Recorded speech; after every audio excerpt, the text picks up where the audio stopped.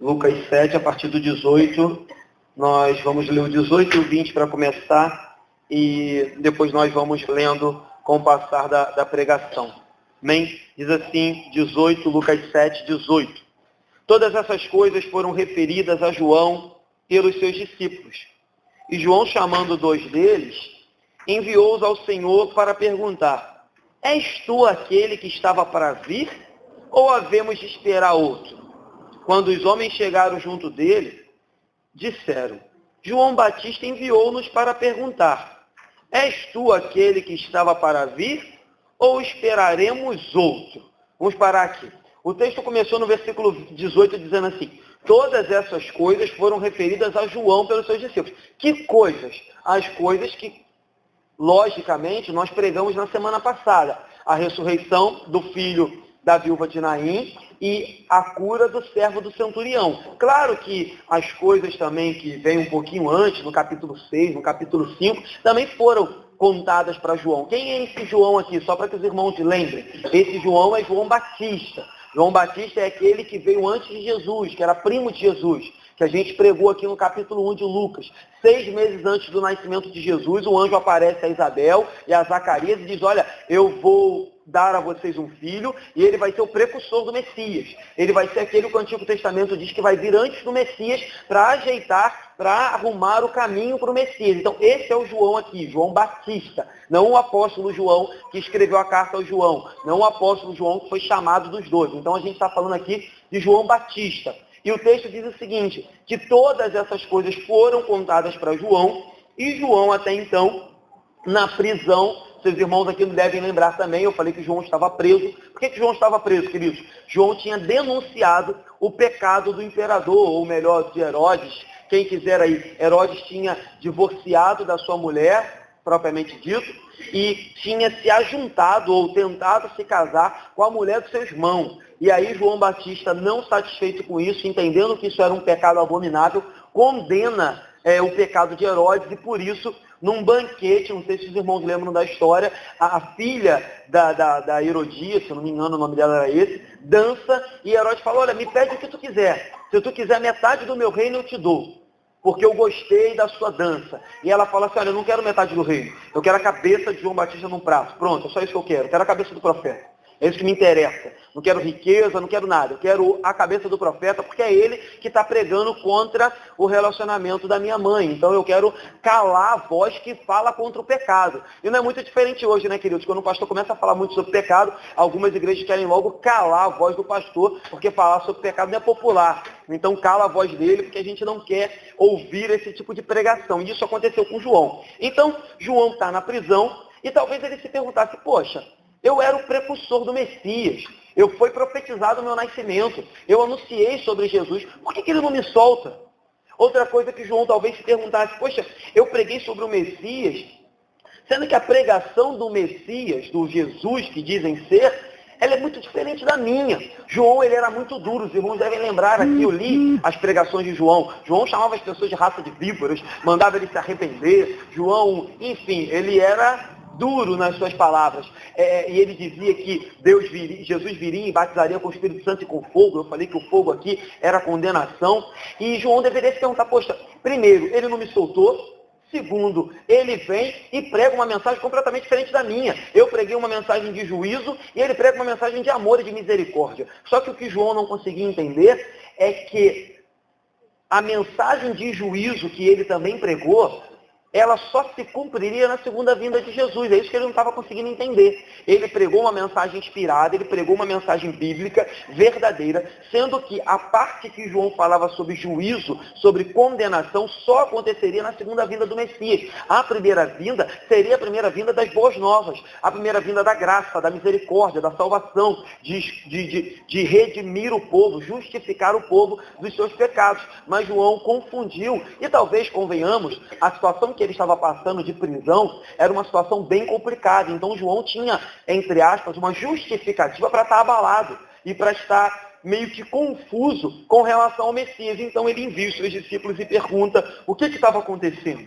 Foi legal também que João não guardou isso para ele, e João nem ficou de tititi falando para outro, eu acho que esse aí não é o Messias não, porque ele não me soltou. Ele fez o certo, ele chamou 2 discípulos e falou, vai lá e pergunta para Jesus, que ninguém melhor do que ele para falar esse negócio, se é ele mesmo que é o Messias. E aí o texto segue, vamos ler do 21 ao 23 agora, que diz assim, olha, naquela mesma hora, curou Jesus muitos de moléstias e de flagelos e de espíritos malignos e deu vista a muitos cegos.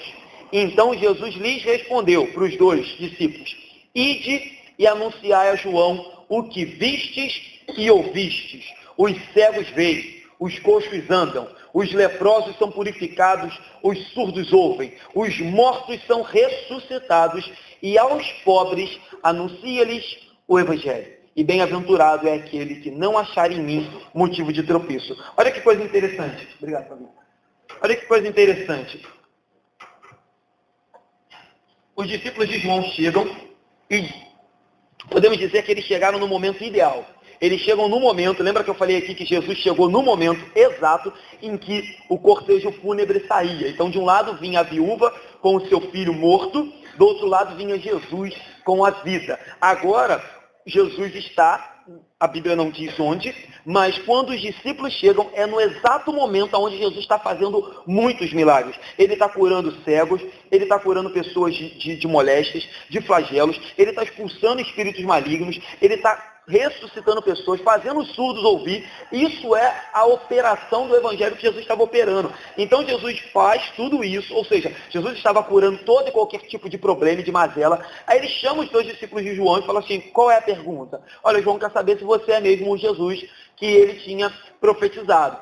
Jesus fala, olha, vocês viram tudo? Faz o seguinte agora, vocês voltam e eu não vou dar nenhuma resposta detalhada. Só vou dizer o seguinte, contem para João tudo que vocês viram e ouviram aqui agora. Lembra que eu falei há poucas semanas atrás na igreja, numa quinta-feira, que Jesus discipulava pela sua atitude. Jesus discipulava com a sua vida. Então, assim, Jesus não coloca os discípulos de João sentados e faz um estudo teológico de quem ele era. Jesus não coloca os discípulos de João sentados e fala assim, olha, eu vou provar por A mais B que eu sou Jesus. Ele simplesmente faz milagre, opera maravilha e diz, olha, vai lá agora e conta para João. Sabe por que ele sabia que quando eles contassem isso para João, os olhos de João novamente seriam abertos. As dúvidas do coração de João seriam dissipadas. Porque João sabia de tudo isso que Jesus estava fazendo. Ele pregou sobre isso, queridos. Eu não vou voltar pela questão do nosso horário. Mas nós pregamos aqui que o próprio João Batista pregou que o discípulo viria. O próprio Jesus disse, o Espírito do Senhor está sobre mim, pelo que me ungiu para pregar libertação aos cativos, para pregar salvação aos que estão perdidos. E o próprio Jesus anunciou isso e o próprio João anunciou isso. Então, o que João estava passando era um momento de, digamos assim, depressão espiritual. João estava passando por um momento de dúvida, por um momento de queda, por um momento de dificuldade, aonde ninguém aqui está isento. Todos nós aqui estamos expostos a passar por momentos como esse. Então João estava passando por um momento difícil. Mas quer ver uma coisa que eu acho interessante aqui também? É que Jesus fala assim, olha, vai lá e conta para João o seguinte, os cegos veem, os coxos andam, os leprosos são purificados, os surdos ouvem e os mortos são ressuscitados. Aí quando você chega aqui, você fala, caramba, chegamos no clímax, chegamos no momento ideal, os mortos são ressuscitados. Não existe milagre maior do que esse. Aqui é o clímax do que Jesus fez, do que Jesus operava. Mas olha só, Jesus está indo num sentido de, ele está crescendo, ele está aumentando o nível dos seus milagres conforme ele está falando aqui com os discípulos. Só que aí Jesus fala dos mortos, eu e você falaremos, pô, agora Jesus chegou no top, agora ele está no top 10, esse é o melhor milagre. Aí Jesus coloca uma vírgula e diz assim, termina, o clímax de Jesus não é a ressurreição dos mortos, o clímax dele é o seguinte, e aos pobres aqui a gente sabe, a gente pregou há poucos dias atrás, são os pobres de espírito. Aí ele diz, e anuncia a João o seguinte, que o maior milagre que eu estou fazendo, ele diz, ressurreição de mortos, vírgula, e aos pobres anuncia-lhes o Evangelho. E o que é o Evangelho? Nós falamos aqui ontem, é o poder de Deus para salvar todo aquele que crê. O que é o Evangelho? São as boas novas. O que é o Evangelho? É Cristo crucificado, morrendo para salvar pecadores. Então parece que Jesus diz assim, olha, eu estou curando cego, eu estou curando coxo, eu estou curando leproso, eu estou fazendo morto ressuscitar, mas tem algo maior, tem algo acima, tem algo que eu deixei por último, que é o clímax do meu ministério. Eu estou anunciando o Evangelho aos pobres de espírito. Eu estou salvando cativos e enfermos das mãos de Satanás. Esse é o clímax. E você vê que foge mais uma vez ao padrão de muitas igrejas que acham que o clímax é fazer milagre, que acham que o clímax é arrecadar fundos, que acham que o clímax é prosperidade. E Jesus diz, não, o mais importante da minha mensagem, ainda que eu faça todo tipo de milagre, é pregar o Evangelho aos pobres de espírito. É por isso que a igreja tem que pregar o Evangelho, irmãos. É por isso que aqui nós nos interessamos com o Evangelho e ponto. É por isso que aqui, por mais que tenhamos festas, por mais que tenhamos alguns momentos agradáveis na nossa igreja, o Evangelho sempre vai ser o clímax, o ponto principal, o alvo dessa igreja. Porque foi isso que Jesus nos ensinou. Ele poderia ter parado na ressurreição dos mortos, mas ele diz, não, eu prego o Evangelho aos pobres. Vamos seguir? Outra coisa que eu queria comentar antes da gente seguir é que é o seguinte, João lembraria, como eu falei aqui, de Isaías 61:1 e de Isaías 35:5. Vou ler só Isaías 35:5, Isaías 61:1, os irmãos conhecem de cor, foi aquele texto que eu preguei aqui sobre o Espírito do Senhor está sobre mim. Mas em Isaías 35:5 e 6 diz assim, então se abrirão os olhos dos cegos e se desimpedirão os ouvidos dos surdos, e os coxos saltarão como serpos, e a língua dos mudos cantará, pois as águas arrebentarão no deserto, e os ribeiros no ermo. Então, isso aqui já era uma profecia. Em Isaías 35, Isaías 61 tem mais, em outros capítulos de Isaías tem mais profecias acerca de Jesus. Então quando Jesus fala, olha, diz para João que eu estou fazendo isso, João, como um camarada muito conhecedor do Antigo Testamento, ele ia falar, epa, já entendi. Jesus me lembrou que lá em Isaías, quando o Messias viesse, ele faria isso. E Jesus está fazendo, mas ele está fazendo mais, porque Isaías não falou de ressurreição de mortos, Isaías não fala de cura de leprosos, Jesus estava fazendo isso. E mais, Jesus estava pregando o reino de Deus, Jesus estava estabelecendo, dando início ao reino de Deus na terra. Então esse era o mais importante dos milagres. Outra coisa interessante é que Jesus era o cumprimento dessa profecia. Isaías havia profetizado, é bem verdade. O próprio João Batista havia profetizado, mas Jesus, além de operar o milagre, ele era o milagre, porque ele era aquele que tinha sido profetizado em Isaías. Outra coisa, no versículo finalzinho do 22, Jesus fala assim, olha, Jesus dá uma repreensão, mas é uma repreensão de leve. Jesus não dá uma exortada forte em João Batista, parece por entender o momento que João Batista vivia. Aí Jesus diz assim no 22, olha, bem-aventurado, falem para João, é aquele que não acha motivo de tropeço em mim. Ou seja, bem-aventurado é aquele que não se escandaliza do meu ministério. Bem-aventurado é aquele que não duvida de mim. Bem-aventurado é aquele que persevera comigo até o fim. Bem-aventurado é aquele que, independente do que esteja passando, seja cadeia, seja solto, seja livre, seja fome, seja fartura, seja doença, seja uma vida estável, bem-aventurado é aquele que não vê em mim motivo de tropeço. Então o que Jesus estava dizendo para João Batista? Era, João Batista, tem de bom ânimo, se anime, não ache em mim motivo de tropeço, não fique aí perguntando por que eu não fui te soltar. E esse aqui é um tema muito interessante, que depois, quando a gente tiver um tempo, eu vou tirar um dia para a gente pregar só sobre isso, sobre o porquê do mal. Porque você vê, ou o porquê dos dias maus, porquê a permissão. Porque você vê que hoje a igreja evangélica busca muito viver isento de problemas, sendo que os mais achegados de Jesus, e o próprio Jesus passou por problemas. O João Batista, o precursor do Messias, o profetizado pelo anjo, nascido por meio de um milagre, ele ficou preso a maior parte do ministério de Jesus. Ele morreu perdendo a cabeça. E Jesus não o soltou. E hoje a gente vive num mimimi dentro da igreja, onde o crente acha que ele tem que ser isento de todo e qualquer problema, que ele não pode passar por nenhum problema. Então um dia, eu vou tirar um dia para que nós possamos meditar especificamente no problema do mal, o porquê que o crente passa por males e por dias difíceis. Porque o crente, eu já vou resumir, claro, óbvio, o crente não é diferente de Jesus.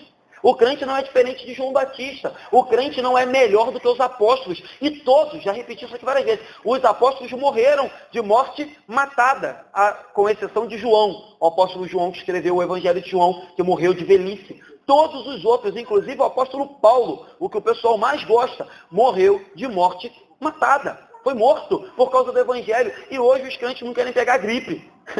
Os crentes hoje não querem, sei lá, enfim, tropeçar. Tropeçou ali no paralelepípedo, diz que foi o inimigo que levantou o paralelepípedo para ele dar uma topada. Pelo amor de Deus, queridos, acordem para a vida. Então, Jesus trata João com bastante ternura, com bastante amor, com bastante zelo, mas o exorta. Ele diz, olha, cuidado, João, para que você não veja em mim motivo de tropeço. Cuidado, João, para que eu não seja motivo de você se escandalizar e, quem sabe, até renegar aquilo que você mesmo profetizou. Então, você vê que Jesus tratou com bondade a mulher adúltera, o cego de nascença. Jesus tratou com bondade Pedro quando negou ele. Jesus tratou com bondade o próprio Tomé quando disse, olha, eu só vou acreditar se eu ver. Só vou acreditar se eu tocar. Jesus poderia chegar lá, dar uma exortada em Tomé e falar, Tomé, mete o pé do meu grupo, tu agora não faz mais parte do meu time, te expulsei. Jesus fala, olha, Tomé, você quer ver? Você quer tocar? Você precisa disso? É isso que você precisa para crer? Toma aqui, ó, toca aqui.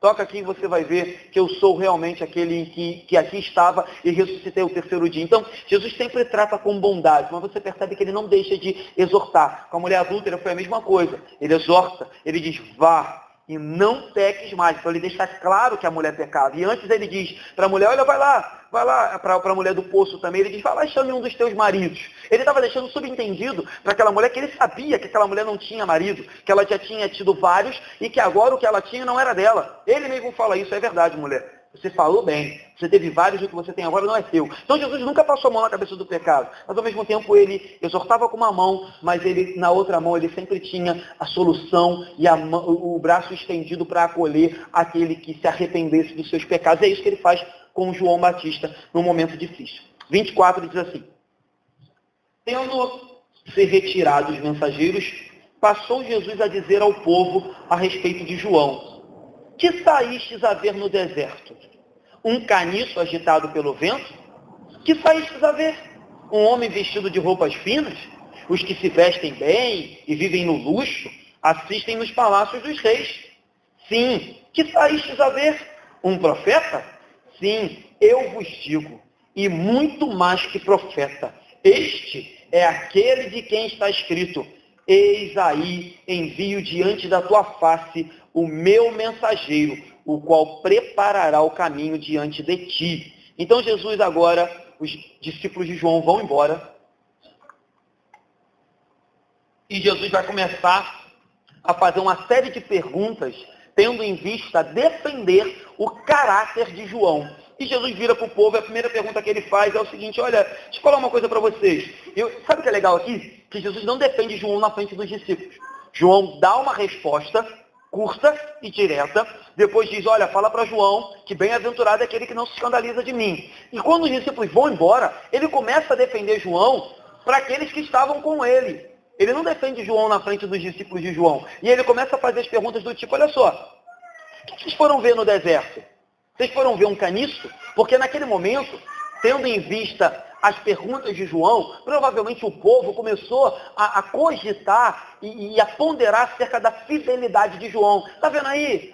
Olha o que João dizia que era um profeta, João dizia que era enviado de Deus, e agora ele mesmo não crê mais no Messias. Aí Jesus para e diz assim, vem cá, deixa eu fazer uma pergunta para vocês.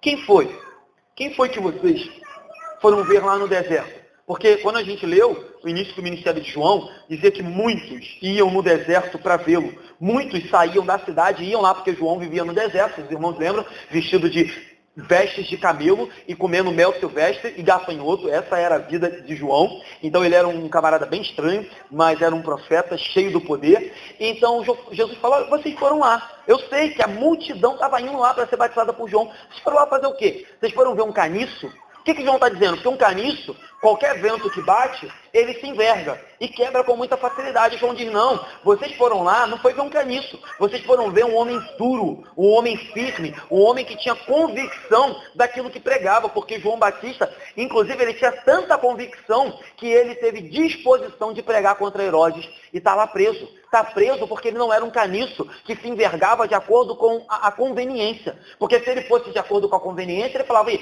não vou pregar contra Herodes não, tá maluco? Vou pregar contra Herodes, ele vai me prender, vai acabar com minha vida, eu vou ficar aqui no sapatinho, não falo nada contra ele. Mas ele diz, não, João era um cedro, João era uma rocha, então ele não pregou como um caniço. Então Jesus já começa a exortar as pessoas. Aí Jesus segue e faz a segunda pergunta, olha, vocês foram ver um homem vestido de roupas finas, um homem que vivia nos palácios? Claro, as pessoas sabiam que não. Como eu disse, João vivia no deserto. João tinha uma vida completamente humilde e quebrantada na presença de Deus. Então Jesus diz, olha, vocês não foram ver um homem de luxo, um homem ostentando riqueza. Vocês foram ver um profeta mesmo, um cara quebrantado, um camarada que, como a gente falou bem ontem aqui, claro, né, guardado as devidas proporções, assim como um missionário larga tudo que tem e vai viver com um pouco lá nos lugares mais desertos para pregar o evangelho. Esse era João Batista. Ele largou tudo para morar no deserto pregando uma mensagem que ninguém queria ouvir, uma mensagem duríssima de arrependimento e de chamando o povo a se arrepender e a confessar Jesus. Então, aí Jesus faz uma citação, fala, olha, João Batista não era qualquer um. Não era esse camarada que vocês estão querendo condenar só pelo simples fato de agora ele está com uma dúvida porque está preso. Aí Jesus cita esse versículo que eu li aí agora, 27 para vocês, eu envio diante de ti o meu mensageiro, é uma profecia, meus irmãos, que está em Malaquias 3:1 e em Malaquias 4:5. Então, mais uma vez, Jesus fala assim, olha, eu mandei para João uma profecia de Isaías. E para vocês agora, eu vou citar uma profecia de Malaquias que fala de João. Ou seja, o mesmo João para qual eu mandei uma profecia que falava a respeito de mim, para vocês eu vou citar uma profecia de Malaquias que fala a respeito dele, do profeta João, que viria antes de mim. E Jesus ainda faz a seguinte declaração, que eu já falei várias vezes aqui. Jesus chega ao ponto de falar, olha só, vocês foram ver um profeta? Aí Jesus fala, é verdade, vocês foram ver um profeta.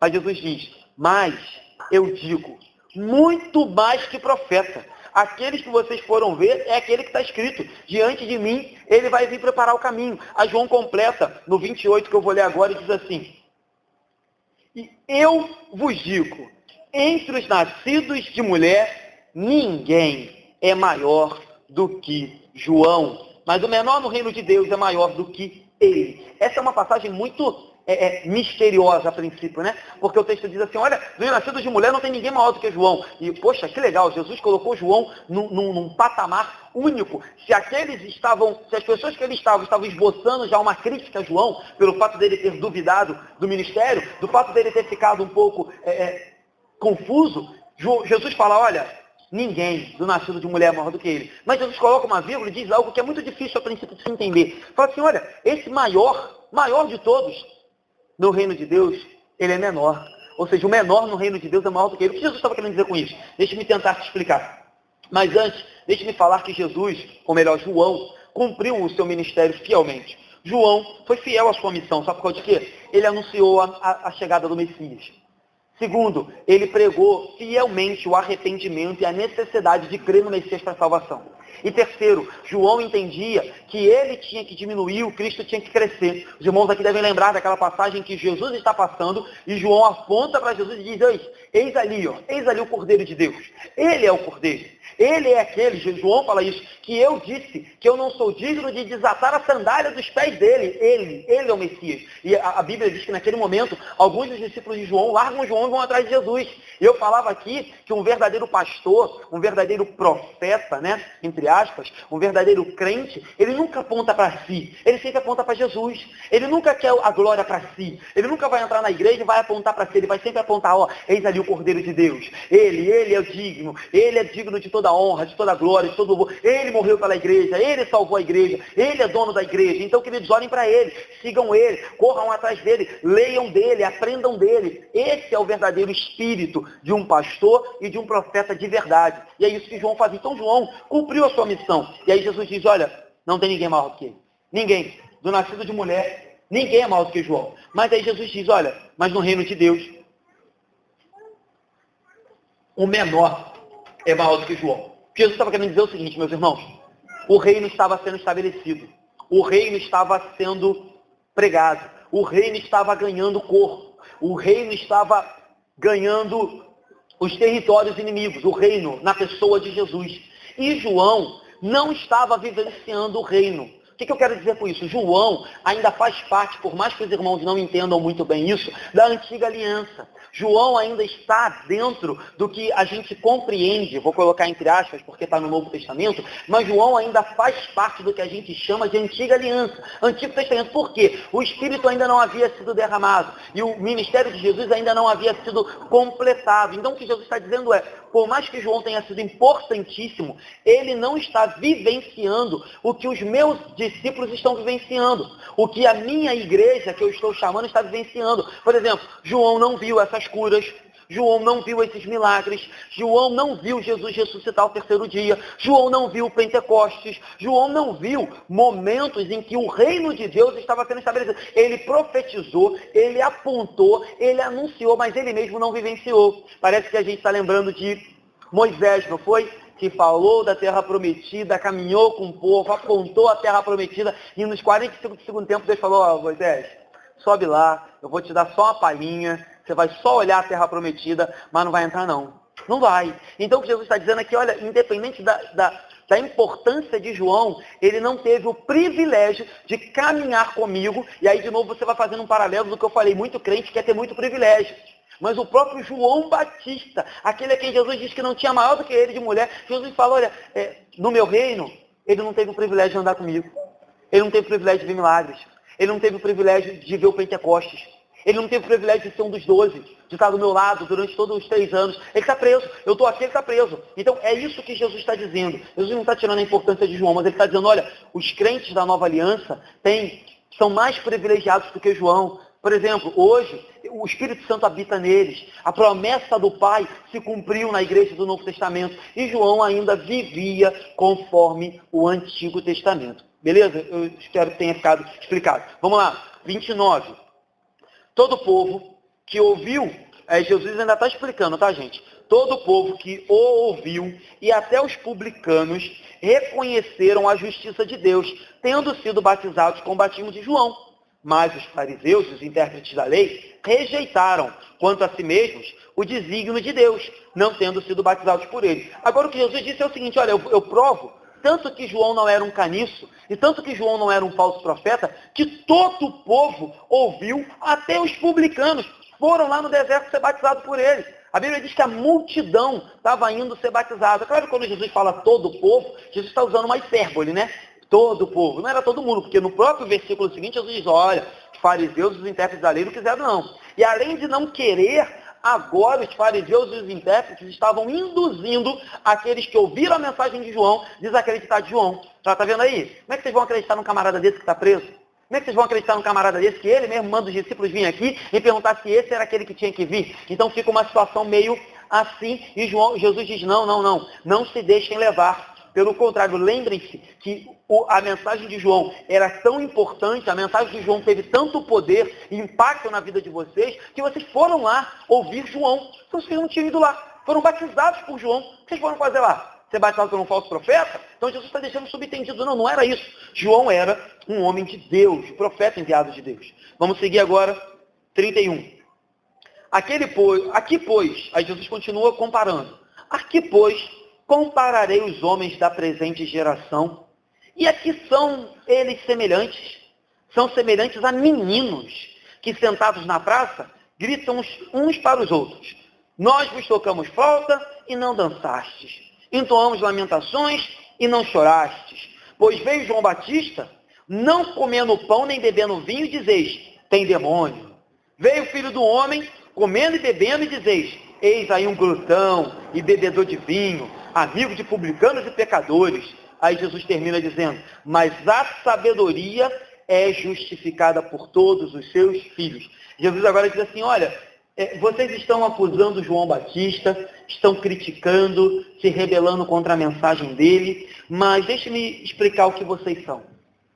Eu vou comparar vocês a meninos. E meninos aqui Jesus está usando de forma pejorativa, porque muitas das vezes Jesus usa a palavra criança ou meninos de forma boa, quando ele diz, deixai vir a mim os pequeninos, que deles é o reino do céu. Mas aqui Jesus está usando menino no sentido de meninice, no sentido de ser inconstante, no sentido de ser vacilante. Aí Jesus está dizendo assim, olha, vocês não sabem o que querem, vocês são igual criança, que nunca está satisfeito, que sempre está reclamando. Deixa eu te explicar por quê. Jesus fala, olha, veio João, não comia pão, não bebia vinho, ficava lá no deserto, isoladão, vivia uma vida completamente, isolada do mundo, e vocês diziam que ele tinha demônio, que João Batista era louco, que ele era maluco.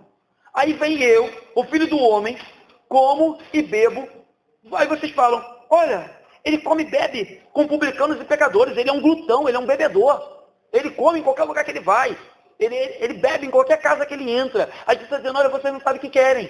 Vocês criticam a João porque ele não fazia nada disso. Aí agora vem eu e vocês me criticam porque eu faço tudo o contrário de João. Ou seja, vocês não sabem o que querem, vocês não querem nada. O que vocês querem é criticar. O que vocês querem é ser meninos. O que vocês querem é viver a seu próprio bem prazer. O que vocês querem é não se arrepender. O que vocês querem é não seguir a Deus. É isso que vocês querem. Porque vem um profeta totalmente rígido. Vem eu, completamente diferente. João pregava... Claro, João também pregou o Evangelho, mas João pregava uma mensagem dura de juízo. Vem eu e prego o amor de Deus, a misericórdia, a graça, a salvação, faço cura, faço milagre. E ainda assim, vocês só sabem reclamar, só sabem falar mal de João, só sabem falar mal de mim, vocês não sabem o que querem. Aí Jesus diz, olha, a situação de vocês é muito complicada. Jesus deixa subentendido dizendo, olha, provavelmente vocês realmente... são cegos espirituais e não podem ver o que está acontecendo. O reino está sendo estabelecido, o reino está prosperando, pessoas estão sendo curadas, pessoas estão sendo ressuscitadas, o reino de Deus está sendo estabelecido e vocês estão aí e só sabem reclamar. E aí Jesus termina com uma repreensão também, mas muito sutil, quando ele não repreende diretamente os fariseus, os intérpretes da lei, mas ele elogia aqueles que criam. Quando ele diz assim, mas a sabedoria é justificada por todos os seus filhos. O que ele está dizendo? Olha, queridos, vocês são ignorantes. Quando ele diz os filhos são sábios, quando ele diz a sabedoria é justificada pelos filhos, a sabedoria é justificada por aqueles que creem em mim e se tornam filho do Pai por adoção, o que eu estou dizendo é, vocês são ignorantes, vocês são cegos. Vocês estão mortos. Eu estou aqui abrindo a vista dos cegos. Eu estou aqui fazendo surdo ouvir. Eu estou aqui fazendo morto ressuscitar. E vocês são cegos, surdos e mortos espirituais. Além de tudo, são ignorantes. Porque a sabedoria é justificada pelos filhos. Por aqueles que creem na pregação de João e que percebem que a pregação de João se cumpre em mim. Eu sou o cumprimento. Eu sou a profecia em pessoa. Eu sou aquele a quem Isaías havia profetizado e que está predito desde o Gênesis, aquele que pisaria a cabeça da serpente. Então, o que Jesus termina, parece que não, mas enquanto com João ele deu uma exortação leve, uma leve advertência, Jesus termina de forma bem sábia, mas dando uma exortação bem dura, dizendo que aqueles que estavam se rebelando contra João e contra ele, eram ignorantes, cegos, e que estavam mortos. E logo, em contrapartida, os filhos eram sábios, a sabedoria era justificada neles. Então, ambos, João e Jesus, pregavam o Evangelho. Contudo, somente Jesus era o cumprimento das boas novas. João e Jesus pregavam o Evangelho, mas Jesus era o Verbo encarnado. Jesus era a Bíblia diz que ele era o sacerdote e o sacrifício. Ele era o único que poderia fazer isso. Foi aquele que apresentou a oferta pelos nossos pecados, mas ele mesmo era a oferta pelos nossos pecados. É o único que pode dizer, olha, eu dou a minha vida e eu mesmo tiro. Eu vou lá entregarei. Quando chega na cruz ele diz, Pai, em tuas mãos entrego o meu espírito. E ele diz que no terceiro dia ele mesmo tomaria de volta. Esse é o nosso mestre. Quero fazer 3 aplicações para a gente terminar. E a primeira que eu quero fazer é a seguinte. Lembra que a gente leu logo no comecinho que os discípulos dizem assim, és tu aquele que estava para vir ou esperaremos outro? E aí eu queria comentar acerca desse trechinho. Esperar outro. Por quê, queridos? Existem muitas pessoas até hoje esperando outro. Existe muita gente aí ainda esperando o outro. Tem religiões até hoje cegas, esperando o outro. Tem pessoas aí fora, os judeus é um exemplo. Os judeus estão até hoje esperando o Messias. O povo de Deus, a nação santa escolhida, está até hoje esperando o Messias. É verdade que existem hoje judeus messiânicos, judeus que creem em Jesus. Mas a grande maioria dos judeus está esperando ainda. Eles ainda estão aqui nesse versículo. Temos que esperar outro? Estamos esperando até agora outro.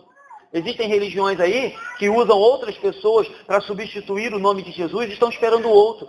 Existem pessoas que colocam ou substituem Jesus pelo seu dinheiro, pela política, por essa vida aqui agora, pela sua família, por mais que família seja bênção, pela igreja. Tem pessoas que substituem Jesus pela igreja. Então, infelizmente, meus irmãos, por mais que hoje a vida esteja, o mundo esteja evoluindo, entre aspas, a Bíblia nunca tenha sido tão pregada, nunca tenha sido tão divulgado, as pessoas nunca tiveram tanta Bíblia em casa, ainda hoje, pelo incrível que pareça, tem muita gente, inclusive alguns crentes, aqui ainda. Jesus, ou melhor, temos que esperar outro.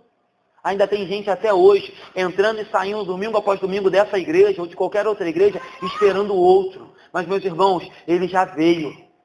Tem sempre um louvor, né? Que apesar, enfim, dele não ser horrível, mas eu sempre tenho um porém contra ele, que é o louvor que diz, o melhor de Deus está por vir. Meus irmãos, o melhor de Deus já veio. Ele nasceu, ele cresceu, ressuscitou o terceiro dia e está à destra do Pai e vai voltar. O melhor de Deus já veio, já se cumpriu, morreu na cruz por mim e por você. Então, entenda, não espere outro, não caia nesse marasmo, primeiro, de esperar outro, ou segundo, de colocar no lugar de Jesus qualquer coisa que seja, qualquer outra esperança, seja um médico, seja um político, seja um pastor, seja uma igreja, seja a tua família, seja um emprego. Não coloque nada no lugar de Jesus, porque ele já veio e nós não esperamos outro. Pelo contrário, esperamos aquele que já veio retornar e buscar a sua igreja. Nós não esperamos ele vir, nós esperamos ele voltar. Essa é a diferença, porque ele já veio e já cumpriu o que havia sido determinado para ele cumprir na primeira vinda. Então não espere outro, não espere amanhã, não espere depois da manhã. Tire tudo que pode estar ocupando o lugar de Jesus na tua vida, porque ele já veio e voltará para buscar a sua igreja. Essa é a nossa esperança. Não coloque ninguém no lugar de Jesus e não espere outro. Segunda aplicação, o Senhor defende o caráter de um servo fiel. Então, meus irmãos, eu sei que muitas vezes somos criticados, às vezes perseguidos, às vezes caluniados, às vezes, enfim, N coisas acontecem. Mas entenda uma coisa, e aqui também eu não estou dizendo que você não possa, em momento algum, fazer valer dos seus direitos, porque nós já pregamos isso aqui domingos anteriores. Mas entenda uma coisa, em última instância, quem defende o caráter de um servo fiel, quem defende a sua imagem, quem defende a sua honra, quem defende a sua postura, quem defende você, quem é o seu advogado fiel, não é isso que diz a música da Bruna Carla, é Jesus. Por mais que você fale, poxa pastor, mas eu estou passando por um momento dificílimo. Entenda, o mesmo Jesus que defendeu João Batista no momento de crise, é o Jesus que defende a mim e a você. Então, não ligue, não. É difícil falar não ligue, porque a gente liga, eu também ligo. Mas o que eu quero dizer é não se atribule, não deixe que qualquer acusação ou que qualquer problema venha tomar conta da sua mente de maneira tal que você venha a se desesperar. Porque entenda, quem defende o seu caráter, quem advoga a tua causa, quem peleja a tua guerra é o Senhor dos Exércitos, não sou eu, por mais que eu possa, como teu pastor, te defender, te ajudar, te auxiliar. Mas se tem alguém que zela pela tua vida, guarda a tua vida, ama a tua vida, pagou pela tua vida, é dono da tua vida, é Jesus, é Ele. Se tem alguém que se interessa mesmo pela sua vida, mais do que eu, é Jesus. Então, lembre-se, Jesus sempre vai defender, zelar pelo caráter de um servo, cuidado, fiel.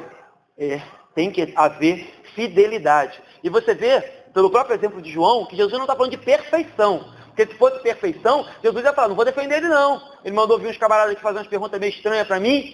Jesus fala que ele ainda assim, por mais que estivesse passando por um momento de tribulação e de dificuldade, ele era um servo fiel, digno de ser defendido por Jesus. Então não estou falando aqui de perfeição, estou falando de fidelidade, compromisso, andar com Jesus mesmo, ter vida única vida de intimidade com ele. Então, cuidado, não é perfeição, porque o próprio João Batista aqui estava num momento de dificuldade. Terceira e última, os ímpios são inconstantes e os filhos de Deus são sábios e constantes. Então, os ímpios, inconstantes e ignorantes. Os filhos de Deus são sábios e constantes. Por quê? Você vê que o próprio pessoal que tinha ido lá ser batizado por João Batista, agora estava completamente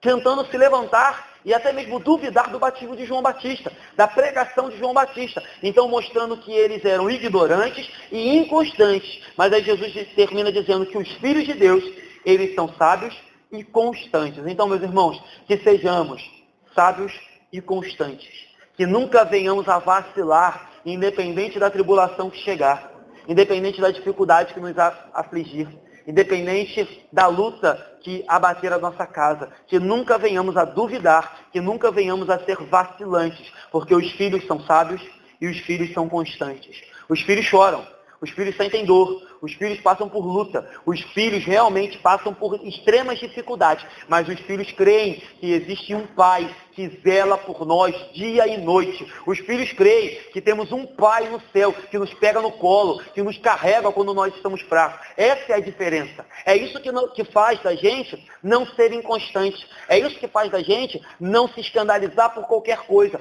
Porque ainda que venhamos a tropeçar e cair, ainda que as nossas forças faltem ao ponto de não conseguirmos ficar de pé, nós temos um Pai que promete estar do nosso lado a todo momento. Amém, meus irmãos? Gravem isso. Isso é o que eu tinha para a igreja essa manhã. Não devemos esperar outro e não devemos substituir Jesus por ninguém. Jesus defende o caráter dos seus. E os ímpios são inconstantes e ignorantes. Os filhos de Deus, sábios e constantes. Amém? Vamos orar.